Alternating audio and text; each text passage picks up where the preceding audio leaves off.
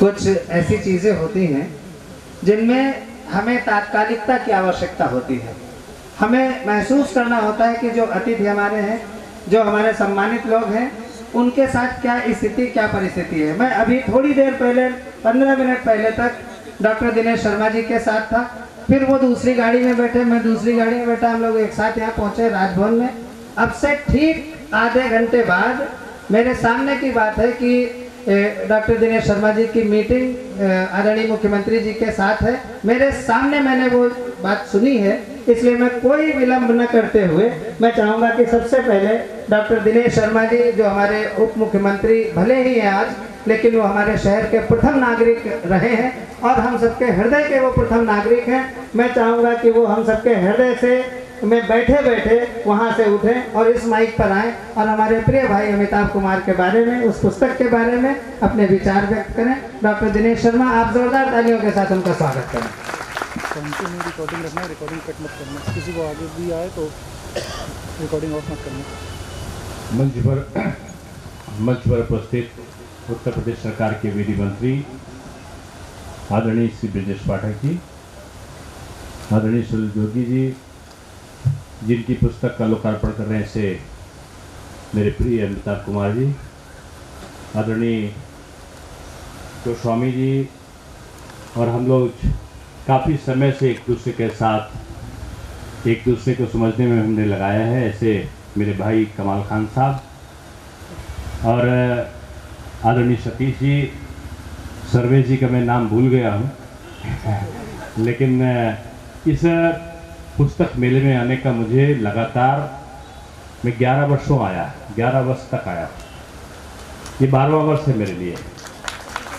देवराज अरोड़ा जी जब 3 हुआ करते थे, मनोज चंदेल जी, देवराज जी और उमेश धल जी, जब मैं यहाँ आता हूँ तो तीनों की याद मुझे एक साथ देखकर आती थी और मुझे उस पल का इंतज़ार होता था कि ये कहते थे कि आप उद्घाटन इस तारीख को है, समापन इस तारीख को है और आप किस तारीख को आएंगे।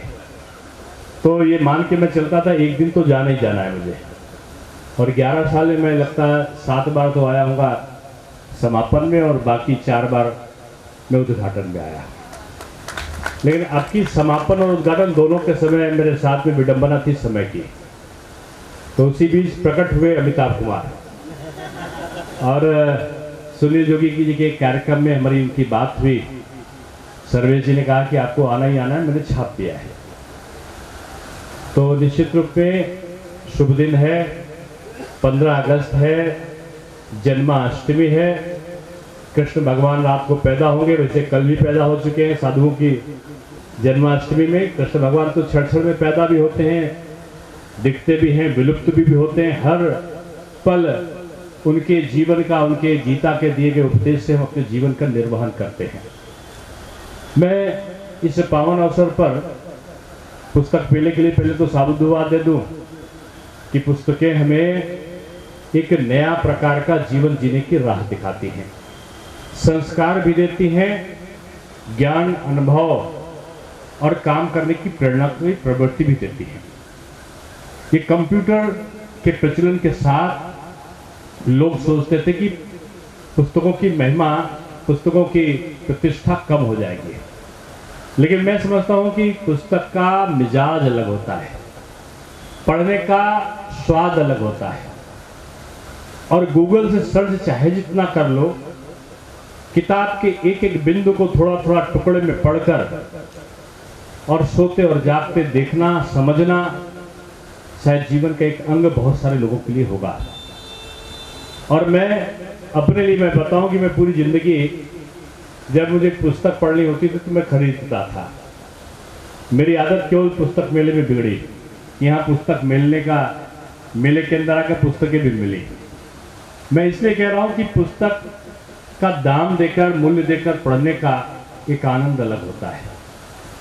और आज बदलते हुए समय में विभिन्न लेखकों को किस तरह प्रतिस्थापित किया जाए, ये भी पुस्तक मेले के माध्यम से देखा जाता है।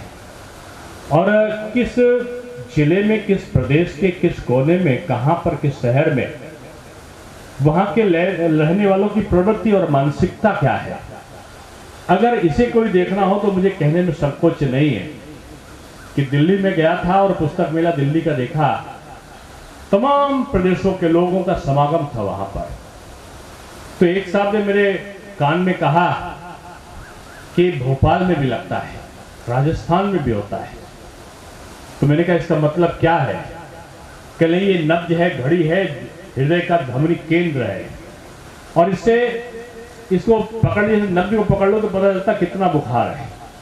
वैसे पुस्तक मेले में आए हुए लोगों की संख्या और पढ़ने का स्वाद चखने वाले लोगों को देख लो तो शहर का मिजाज पता चल जाता है, कितने बुद्धिजीवी का बता देती है। ये बात होने के 1-2 महीने के बाद ही मुझे लखनऊ में तीनों लोग मिले थे, चंदेल जी और उमेश धल जी और हमारे देवराज अरोड़ा जी, और उन्होंने बताया कि पुस्तक मेला लग रहा है। तो मैं समझता हूँ कि उस तब समय से 11 साल में महापौर रहा, हर बार आता था। पिछली बार आया तो पिछली बार मैंने कहा कि हो सकता है महापौर के रूप में मेरा आखिरी वर्ष हो, और हो सकता है आप मुझे अगली बार बुलाएं या ना बुलाएं। नहीं भी बुलाएंगे तब भी मैं आऊँगा, बुलाएंगे तो भी आऊँगा।